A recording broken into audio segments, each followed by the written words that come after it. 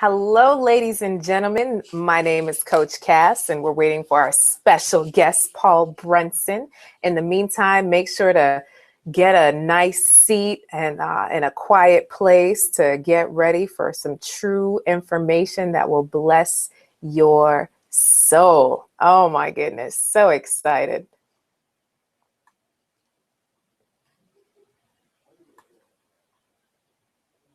I'm loving it. And for those of you who are on Twitter, I'm at Inspire Many, and Paul is at Paul C Brunson. So this will be some good information. Good information. So you know a little bit more about me. My movement is Inspire Many. I'm all about helping women really believe that they can create the life and the love that they truly deserve. And it really starts with a decision. And today we're really going to be talking about love. So this is good, right? So let me check in on what's happening with our very special guest. In the meantime, I have seen your questions and I have them ready. Remember, we only have 30 minutes with Mr. Brunson, so this is going to be good.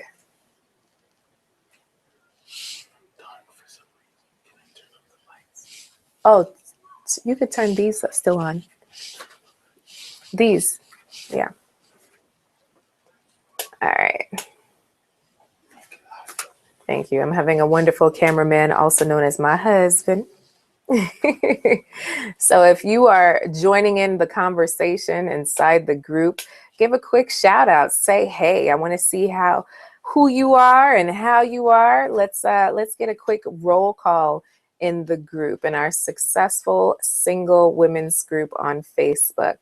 Where are you at, ladies? State your name and where it is that you're watching from. Hello, Tammy. Good to see you.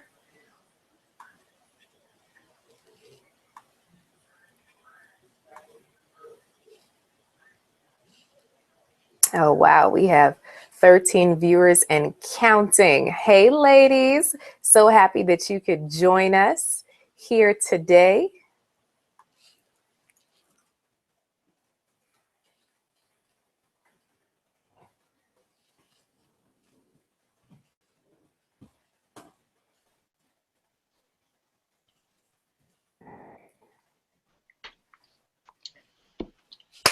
Young lady.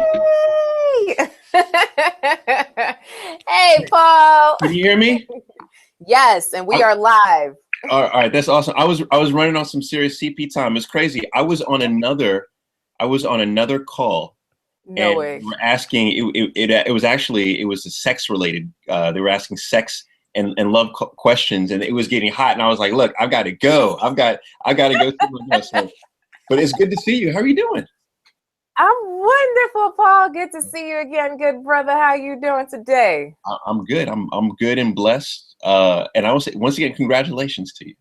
Oh, thank you. Thank you. I have so many good things. So just for those who are tuning in now, so we are live streaming, and right now our viewers are now, increasing. We have 14 and increasing. So just a special shout out to everyone out there. Definitely. We'll get officially started. So, hey, everyone, I'm Coach Cass, CEO and founder of InspireMany.com, really on a movement for single women to really find love, but be true to themselves on the way to doing that. And this right here is Paul Brunson. Oh, my goodness. Someone that I have so much respect for. I met Paul maybe 2 or 3 years ago in Miami, and literally he's been my mentor from afar. I've sent him so many random questions, and he's actually been really good at responding to them. So I just want to thank you, good brother, for really taking the time out to help really steer me in the right direction. So I really appreciate you for that.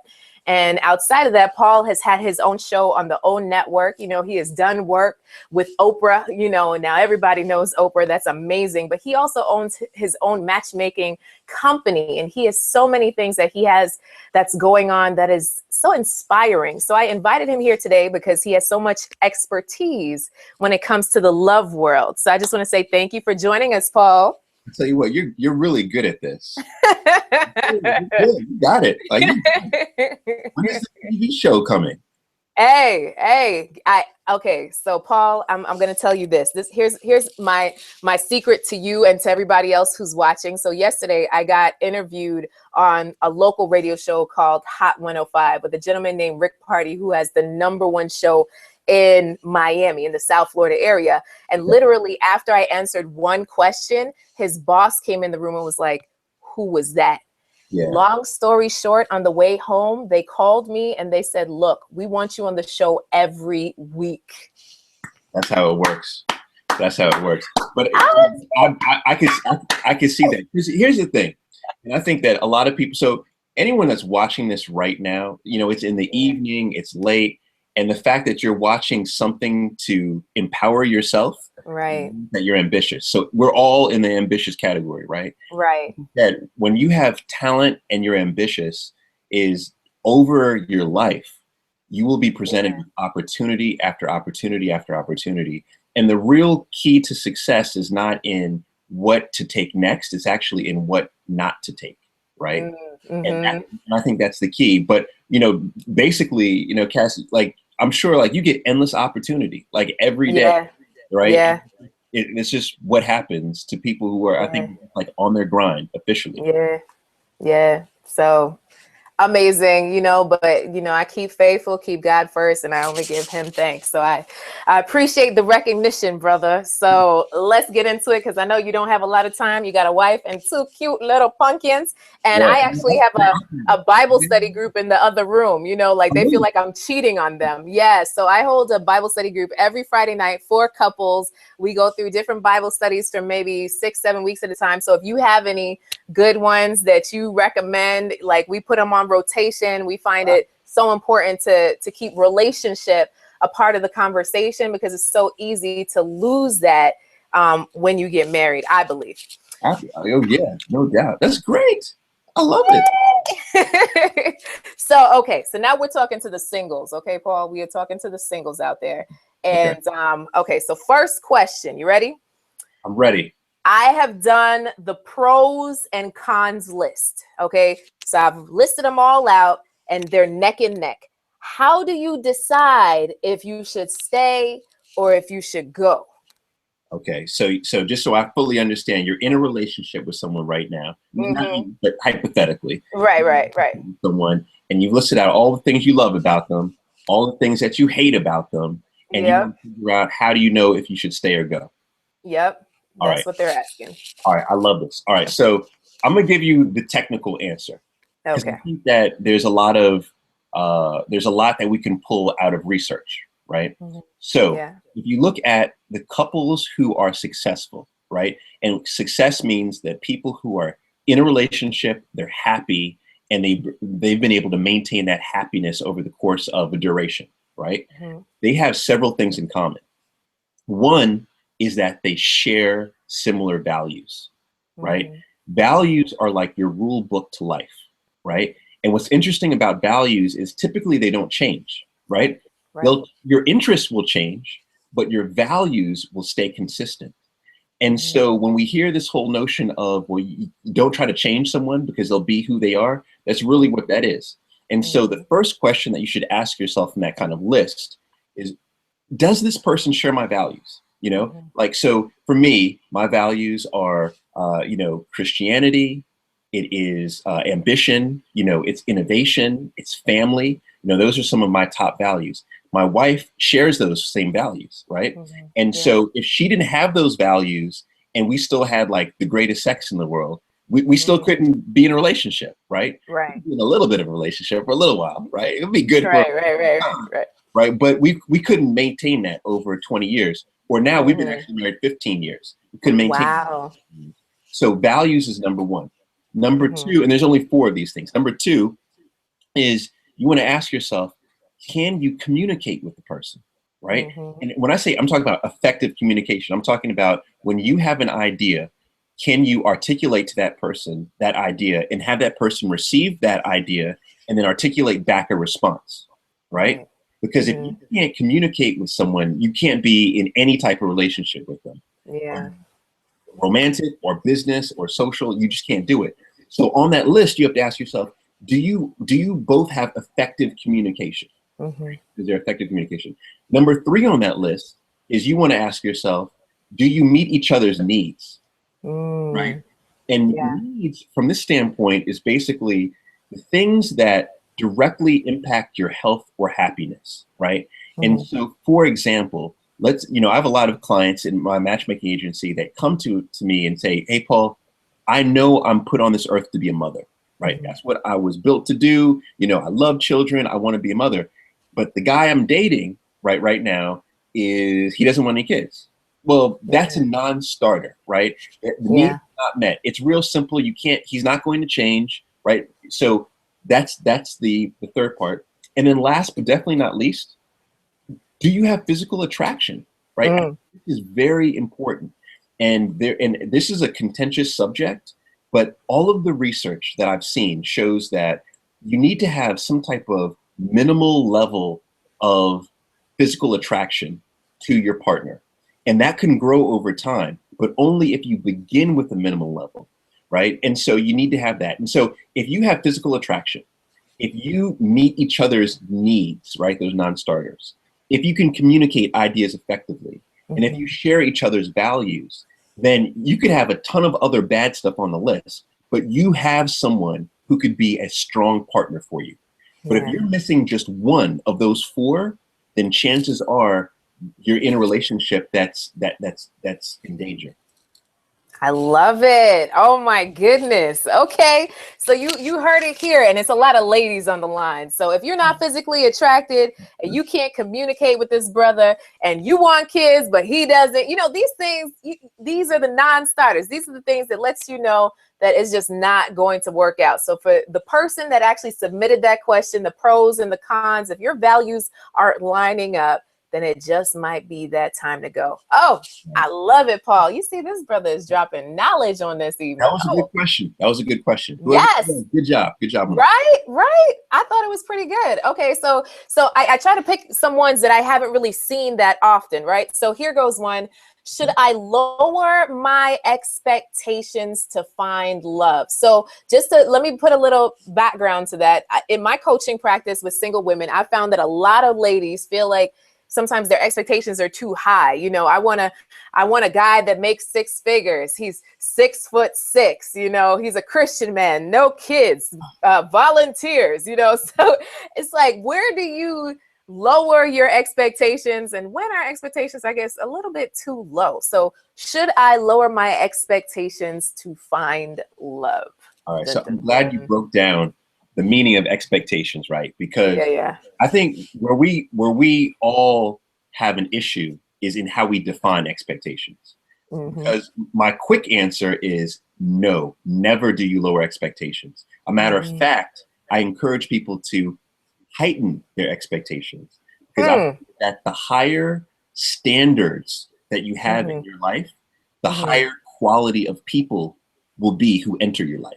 And it's like a fence, right? If I have super high standards up here, that means you got to jump super high, right? You got to be like dope, right, to get over my fence. And that I only got a crew of dope people. Like we're only like official. But if I lower my fence, then I just get anybody in my crew, and that's not who I want. And so you want to continue to keep those standards high. Now, what are those standards? How do you define it? That's the real question. I define standards as everything that I actually just listed in that other question. Okay. Questions are great. Like, you're stringing them together perfect. Right. I think standards are your values. Standards are how you communicate. Standards are your non-starters, which are the things that directly impact your health or happiness. So standards isn't how much money you make. Standards, no. How many kids you have? No. It's not. No. It's not. No. It's not height. It's none of those things. Now, those things are all like cool. Like, for me, for example, when I was looking for my wife, when I was out there doing my thing, I was in love. So I grew up, 80s baby, in love with Whitley. Right? I love everything about Whitley. And the thing about I always wanted that Southern accent, you know, Yeah. like Yeah. that was my thing, right? Yeah. As well as other things, but Uh-huh. that was my main thing. And so that was something I had on my list. Now, it Hmm. wasn't a deal breaker, you know, Hmm. like, it wasn't a deal breaker, but it was something that I had on my list. So it's okay to have all of these extras, right? Yeah. Ultimately, at the end of the day, anyone who meets your key standards, those should be people that you at least allow into your life, right? Nice. And then Hmm. you see whether or not, it works from there.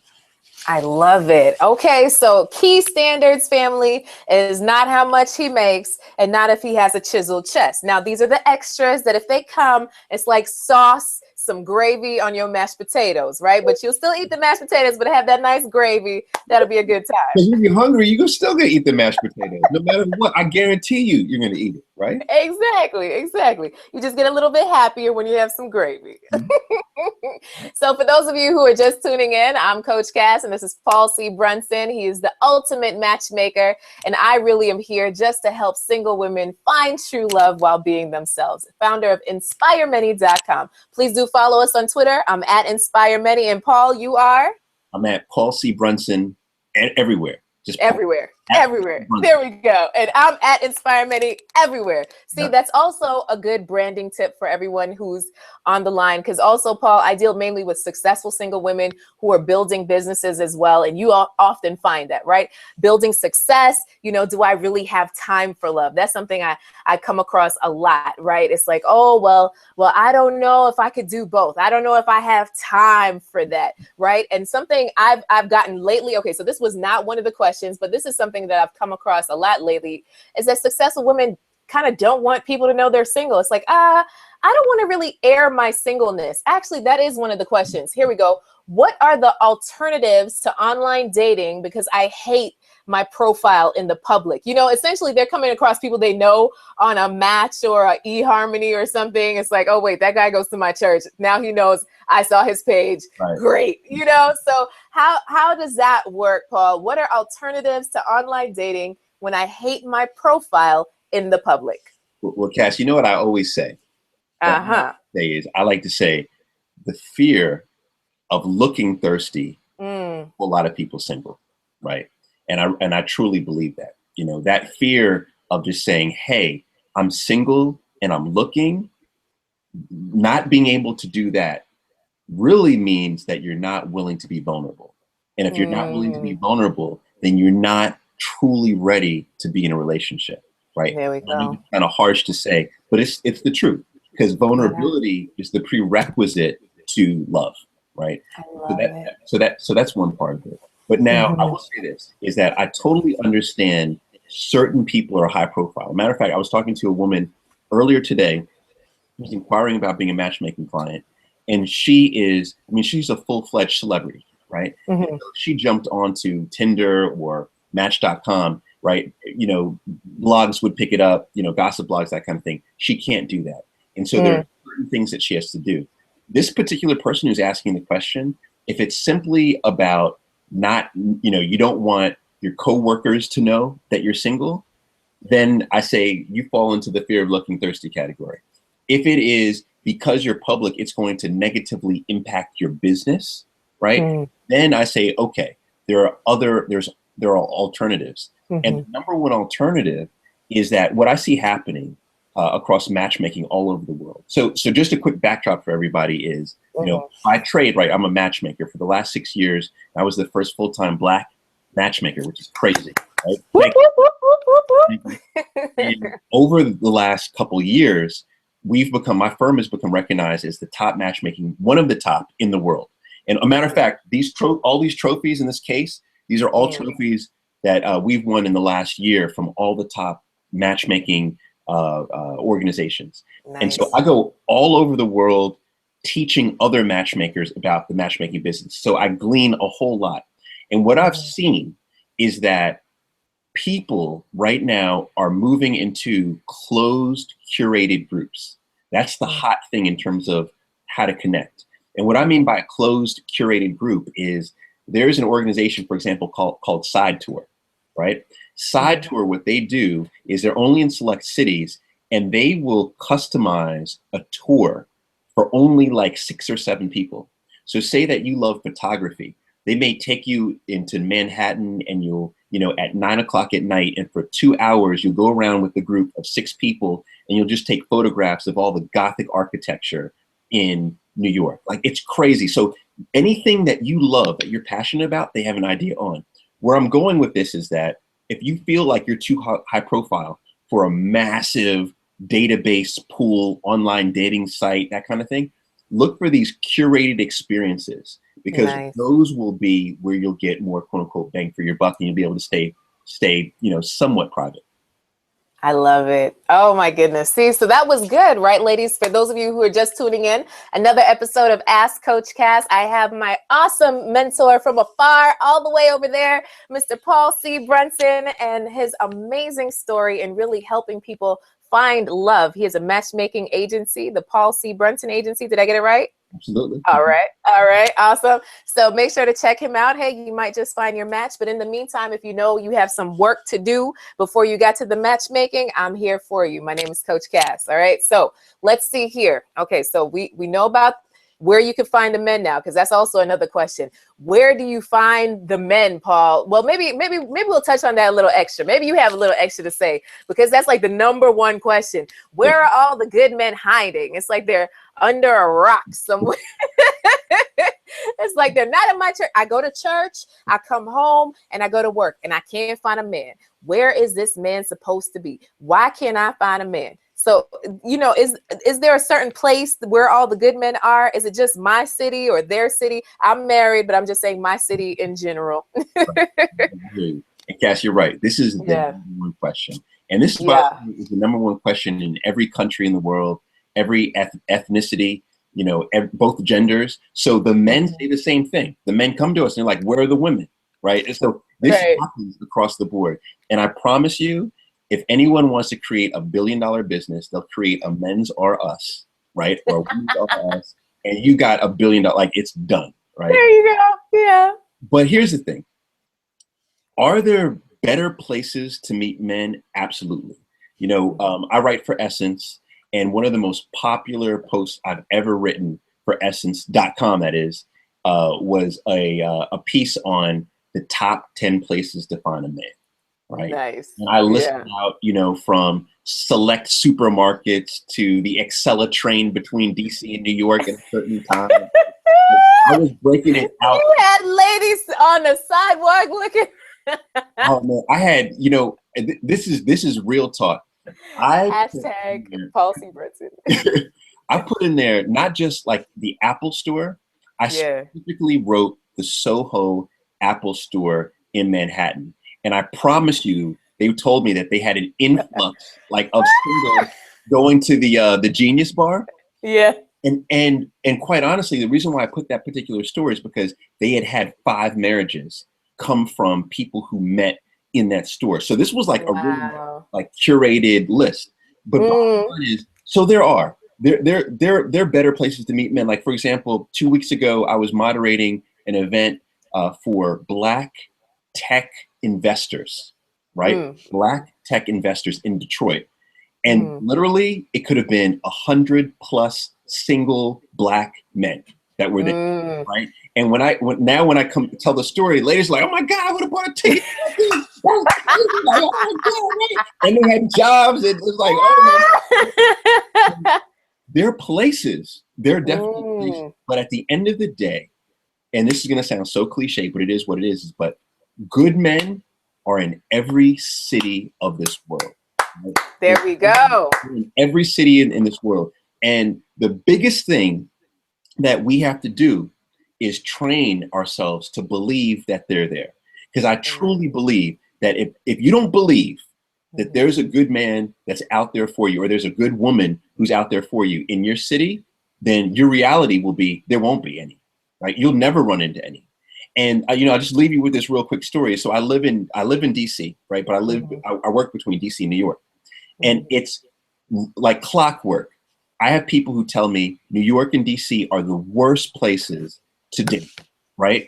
And then at the same time, literally the same time, I have women that come up to me and say, no, hold on.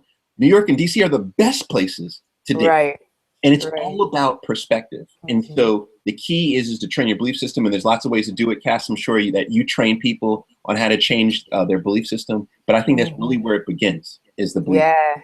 Oh, definitely. You know, my grandma would say, belief kill and belief cure, right? So that's the Jamaican side. What you believe will come to you, right? It's what you attract. So it's really taking the time out each day to say, you know, I'm worthy of a good relationship. The man that God has for me will start and knock on my door one day. Hey, it could be the plumber, right? You got to be open. You got to be open, ladies. Okay. It may not come in the package that you specifically say, but he'll be absolutely amazing. So, you know, I'm just happy that Paul, you know, you are reinforcing some of the things that I tell these ladies, because, you know, sometimes they look at me sideways, but I say, hey, you know, so many women are like, oh, there are no good men in South Florida. I found my husband in South Florida. Oh, He's yeah. Miami born and raised. Oh, yeah. You know, I was literally last night, I was at an event in DC.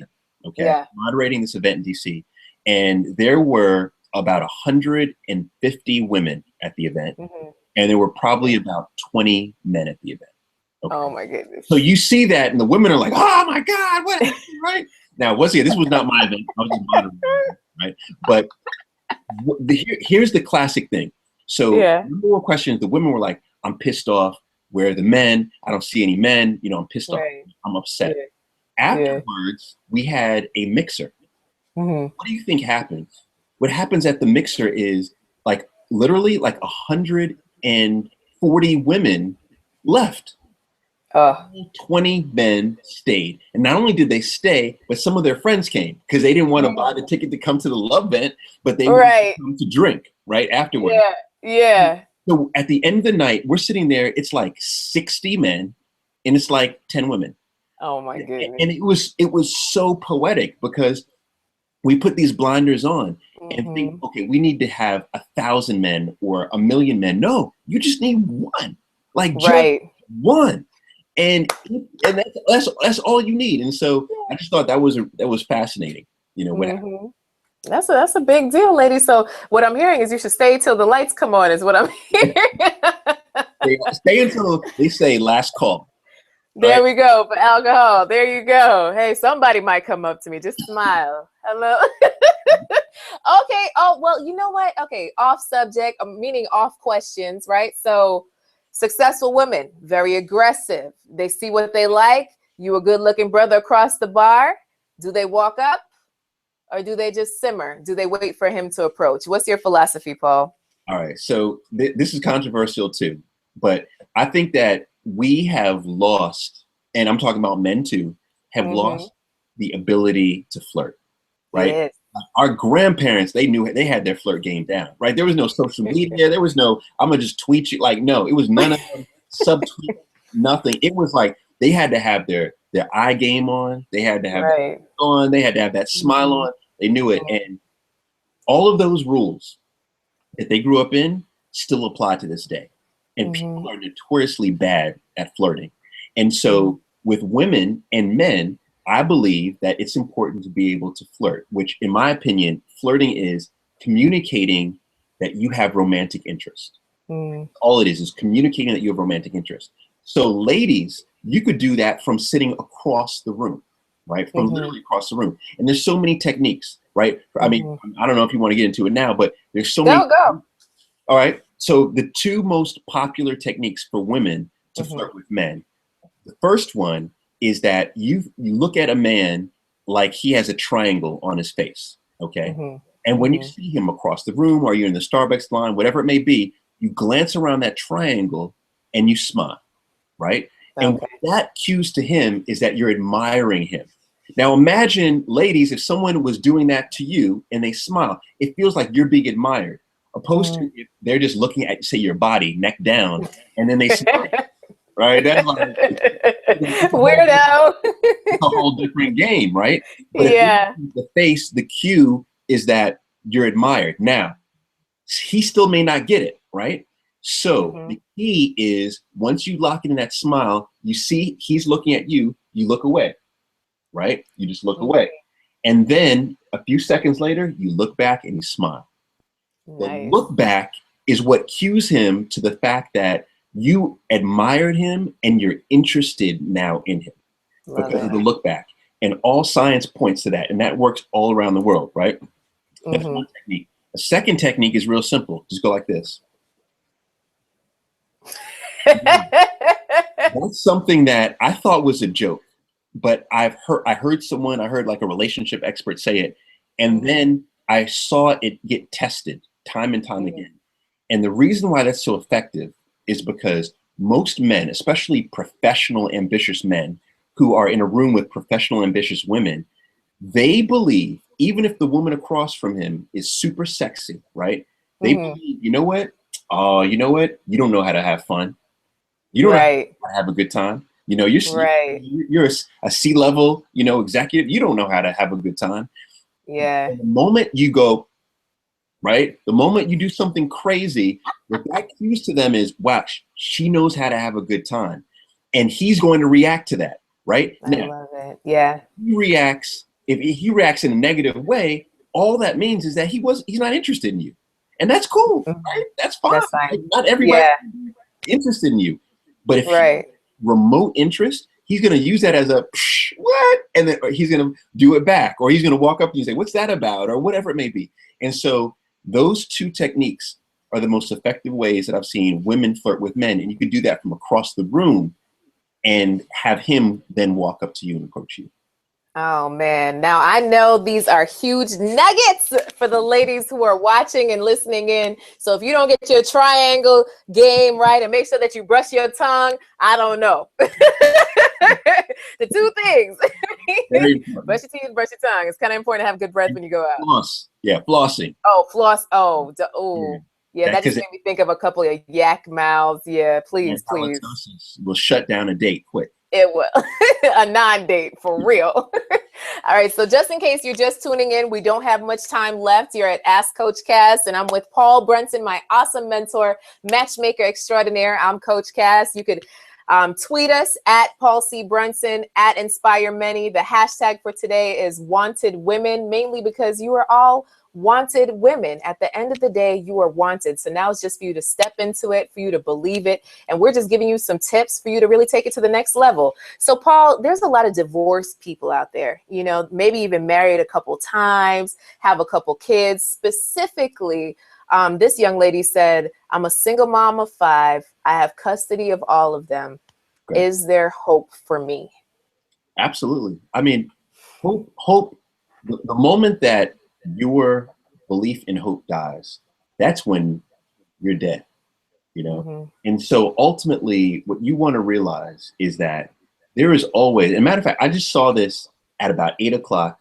Someone, they mentioned this on Facebook, and it really hit me. Is they basically said, look, there is someone who is out there in this world that is praying for what you have. Right. And in essence, what they were talking about is that no matter what you would consider to be your woes or your quote unquote baggage, there's someone that's praying just to be in that position. You know, this woman in particular that has the 5 children, you know, quite honestly, my wife was praying to be in that position just 5 years ago because we had gone 8 years without being able to conceive.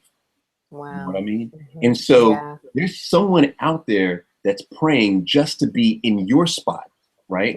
There's someone that has less than you and is happy, right now. Like I'm talking about Kool-Aid smile happy, right? Yeah. Less than you. And so if you put yourself into that context and that perspective, then I mean, what, single 5 kids? What? I mean, you're good. Like now, that being said, I totally get the reality of the dating market. It's challenging. Certain elements, you know, if you are divorced, that may be considered to be a plus or a minus for some people. Having more or 2 or 3 children, that may be a plus or a minus. But at the end of the day, here's the thing. The thing is that there are millions of men and there are millions of women out here who are seeking a committed relationship, right? Now, granted, there are many more millions that are seeking casual dating and just quick sex. So I get that. But there are millions of people who are seeking a committed relationship. There are millions of those men who want to have the family already intact, right? They want to have those children. They might be, you know, like one of my good friends, He's 43 years old, right? He doesn't have any children. He wants to find someone who already has kids, right? Nice. Because of his age. And so there are people who are looking for exactly who you are right now.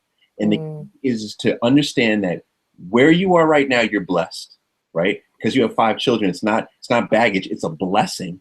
Amen. And someone out there who is specifically looking for you, right? And that's very important to remember, never to forget. I love it. So, okay, so just additional to that, when do you bring up your kids, Paul? Is it the first time you meet the person? Do you just say, hey, I have 5 kids? Yeah. Look, Like, when is a good time to bring up that you have children or that you've been divorced? Is it any of their business? Should you wait till the proposal? Like, when is the good time to let somebody know that you have children or you've been divorced? Like those things that people, should consider a blessing, but oftentimes consider it baggage. Right. So one is, it depends on how you meet the person, right? So a lot of people right now are meeting off of dating sites that have online profiles where that information is already disclosed, or they're meeting through friends and family, blind dates, and that information is already disclosed. So some of that information could already be disclosed. What I always suggest is that you want to move in a relationship like you're walking up a ladder, right? It's a trust ladder. And the whole key is that you could go up one rung, and going up one rung means that you disclose something to them that's personal, but you need to wait to see if they reciprocate, right? Are they then walking up the ladder with you, this trust ladder? Are they disclosing something as well?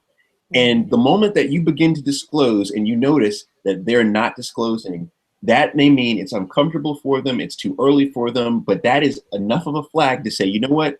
I need to chill. I need to just hold up, right, on this disclosure. Now, what I like to say in terms of specifically when do you mention the kids is that this is such a critical rule is you never, ever, ever, ever introduce your kids in the beginning. Never. Not What's date considered 1, the beginning? Not date 1, not date 2, not date 3, right? Never, ever, ever do you allow them into your home, right? Ever. Never, ever, ever do you allow them to just drop you off at your house, right? Never, ever, ever do you allow them to know where you work, right? These are all of the key. And the reason why is because folks are crazy out here, and they're doing crazy things to you and your family. And I've seen it done. Like I've had clients who've been attacked. So right? when is the beginning over though, Paul? Like how do you know when to introduce your kids, especially if this is somebody you want to move forward with, but you kind of want to make sure they get along with your kids and all this. You're thinking about becoming, monogamous, or this is my man now. Like how do you know when is the right time? So it's interesting what you just said. The question or the statement that you just made is the number one question, or this number one statement of why single parents want to introduce their kids early, because they want to see, do they get along with my kids? And I say, hold on for a second. I thought the relationship is between you and him, right? That's the first relationship. It's between you and him. And this may be controversial, but I believe that the husband and wife comes before the relationship of the parent and the child, right? Because if the husband and wife team is intact, the children have a higher likelihood of being intact, right? And so the key is, first, is he right for you? Right. And the way to determine if he's right for you is, does he meet the values? Is he complementary personality? And let's just look at values for a second. Let's say that he says that he's family oriented. Well, he could talk all he wants. It doesn't matter. When or how you detect values, it's all about action. It's all about action. That is it. And it takes months to determine whether or not someone shares your values, because it's about action and it's about consistency. So if he's talking about family and he loves his family so much, does he take off of work on a Friday to go visit his grandmother in the old folks home, right? Does he take off that week to go to all of his cousins' graduations? Does he even send cards on birthdays or pick up the phone and call? Like, you need to be observant of all of these things. Let all of those things determine whether or not he falls within meeting your values. So that was the family example. Right. After all of those things have been met, right? The Mhm. months, right? That's when you can say, you know what? You could now come over and meet, Johnny and, all you like my family, right? You can meet. Mhm. Now, of course, you've mentioned them prior to that, but they're Right. not meeting them until you know that they are a good fit for you. And you know they're a good fit for you because they meet your values. You could effectively communicate. You each other meet your non-starters, and you're both mutually physically attracted to each other. I love it. Oh, Yeah. I love it. Oh my goodness. So ladies, I know this man has a wife and kids. So I'm not even gonna mess around and take up all your time. And I got a living room full of people. So once again, you're watching Ask Coach Cass, yet another episode. You do need to come and be back on the show. Definitely. I'm Coach Definitely. Cass at Inspire Many on everything. This is Paul C. Brunson on everything. Please do tweet us, follow us, visit his website, support his business. Matchmaking is an art, and he has mastered it, as you can see by the awards behind him. One last question, Paul. So in terms of your own personal relationship, what do you do to keep the love alive, especially when you travel as much as you do? Because, with success comes a lot of demands. For me, I feel like I'm working 18-hour days sometimes, and it's like, oh yeah, hey honey. So how do you make sure to keep that love alive, especially with kids, especially with everything else, helping that value stay secure? Like, how do you make sure to secure your marriage either on a daily basis, weekly basis, even when you're away? Like, how does that work? What do you do? So one is, I'm going to say it's a constant work in progress, right? It's constant. Mm-hmm. Like I will go through a couple of days where my wife is just mad at me. When she's mad, I'm just like, I'm not going to say a word. I'm just going to walk real lightly in the house. I mean, it happens. Like I Yeah. definitely, I get balled out, from time to time. So it's a Yeah. work in progress. But I will say this is no, like the real quick is Mm-hmm. Chapman's 5 love languages. Yeah. Get to know your love language, get to know the love language of the person that you're in a partnership with, and Mm-hmm. make sure that you are sharing your love that way, right? So Yeah. for my wife, it's gifts. And I also Mm-hmm. see that it is quality time, right? Yeah. So being able to provide a gift, so like going on the trip, buying a Mm-hmm. gift, coming back with the gift, right? Being Mm-hmm. able to spend quality time. And sometimes away, that just means that, hey, every night before we go to bed, we're going to talk, 30 Mm-hmm. minutes, 45 minutes, whatever it may be. Could be considered quality time. The key is to know the love language and keep serving that person in that love language. And then they'll truly know that you love them. Right. Oh, I love it. For my husband, it's acts of service and then also quality. Well, actually, no, acts of service and also words of affirmation, that respect thing, and showing that I respect him and thanking him when he does something, it's huge. So I definitely agree with you when it comes to the 5 love languages. It totally has changed my mindset, especially with working with anyone. When you start to realize how they feel loved, it totally grows all of your relationships. So I 100% agree with you, Paul. Oh my goodness, there's so much to talk about when it comes to relationships, but I know that all of you have been blessed by this conversation. I know that I have. And, we just truly thank you for deciding to grace us with your presence, good brother. It is my pleasure. It really is. It is my pleasure. I'm very proud of you. I distinctly remember when we met, I've witnessed the evolution. Yeah.